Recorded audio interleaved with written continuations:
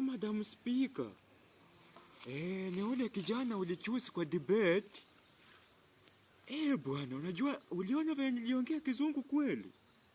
Unajua niliongea tu juu ni wewe. Lakini angekuwa ni ule Edmond. Haki mimi singeongea, mimi siongeange kwa debate wanaume wakinichusi. Hata venye uliniandika ati Wednesday, Thursday tuko na debate. Haki nilikaa kwa shule mapema sana niongee hiyo debate bwana. Najua mimi I can't let you down bwana Madam Speaker. Na uliona venye ninanyoroshanga kizungu. Mimi nimeiva English bwana. Mimi hakuna mtu anaweza ni oppose ama kunipropose.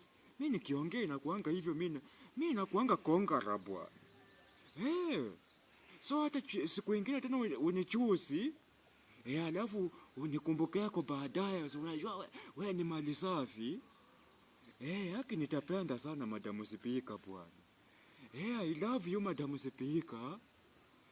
Na usiambie watu wa kilasi ati nilikuambia maneno matamu kama haya.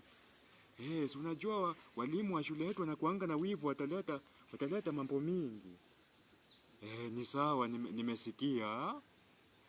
Haki good night Madam Speaker. I love you Madam Speaker. Unichuzi tena bwana, mimi si unajua Bernard.